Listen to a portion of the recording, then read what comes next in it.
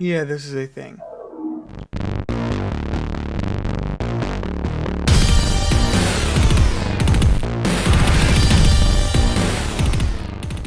Hello y'all, this is the Ninja DC. I thought I need to talk about the recent changes to, well, the death of, the hub, and how it will likely affect us bronies. I majored in electronic media, so I can offer some insight into the situation. There's a good news, bad news, and some censored swearing ahead.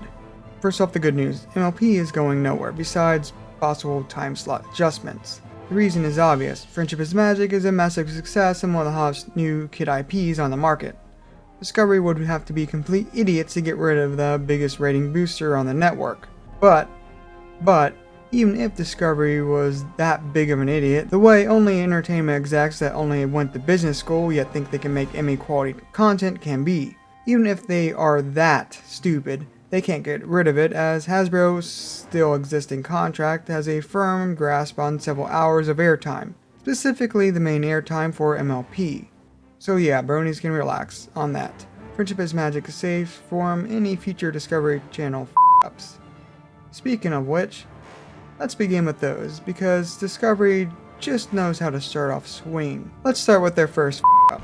They killed the hub. Hasbro, while surfing on Transformer money, possibly quite literally, decided to create their own kids network after recent fallings out with Cartoon Network and other kids networks. You know, the whole banning in cartoons thing, which Hasbro relied on to get lots of advertisements for their products. Instead of starting from the ground up, they decided to buy a controlling interest in the aborted Discovery Kids channel, or as I like to remember it as the only Tier 3 cable package children's channel. Hasbro took the absolute failure of a channel and flooded it with quality original and syndicated classic content. The hub, while never reaching Disney, Nick, or CN numbers in its 4-year life, did carve its way up most cable packages to become, well, a lot more relevant. It sort of became the nostalgia kids channel with old shows and remakes of old shows. Then Discovery, after gaining back control, said, "F that success, it's Discovery Family now."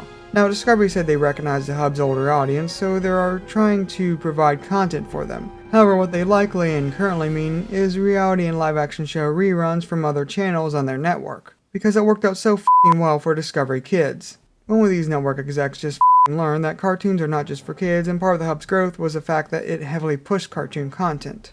Always not doom and gloom though. First off, their new live-action syndicated content at least currently favors educational over kidcoms and reality TV. Thank God.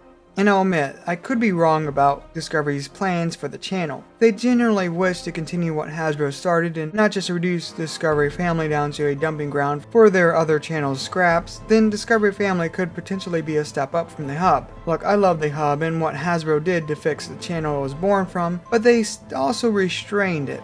Hasbro's main interest was in promoting their products, which limited Hasbro's desires to create new original content not connected to their merchandise. It was likely related to the content gaps that flooded the channel's evening hours that was filled with rerun after rerun of syndicated content. Discovery Family, being channel focused and not merchandise focused, opens up growth possibilities. What they need to do to turn these possibilities into reality is focus on original content. What killed Discovery Kids and informed the hub's biggest weakness was a lack of original content in comparison to reruns of syndicated shows from other channels. Dumping ground channels with only 1 or 2 big original programs die. Look at G4 or again Discovery Kids. Discovery Family needs to push dozens of new programs that can only be found on Discovery Family. On top of that, they need to push a variety of programs, especially the ones they syndicate. Look, I might be biased, okay, I am biased on this issue, but I believe it would benefit Discovery Family to adopt a Toonami-like block. There is still an interest in shonen-like anime, but right now a clear lack of network outlets. If Discovery Family can pick up the next Naruto or Dragon Ball Z, then they can rake in the ratings and cash. Either way, Discovery Family, if it wishes to succeed, needs to push for variety and originality. So yeah, MLP is fine, you have nothing to worry about. Discovery Family, the channel as a whole, is still up in the air though. If they follow my advice and push for original content and a content variety, then they could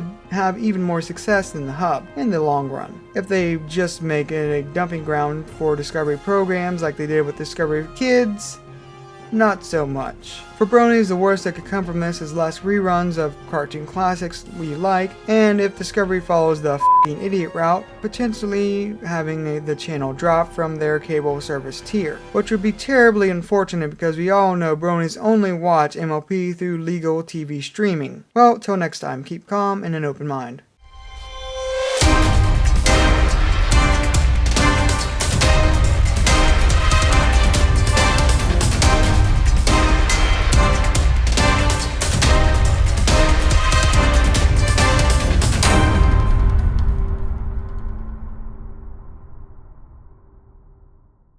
Just a quick schedule update. My next casual analyst discussing the faults of FemFiction's gatekeeping is being delayed. This is due to both documentary work outside of this channel, and more specifically a fan-requested video taking longer to produce than expected. As in, it started as a 4 to 6 minute video and is currently a 10-minute, still expanding work in progress. That video is my next big release. Look forward to it soon. In the meantime... You are not scientifically possible! Twilight, please! I have a very important message for you from the future!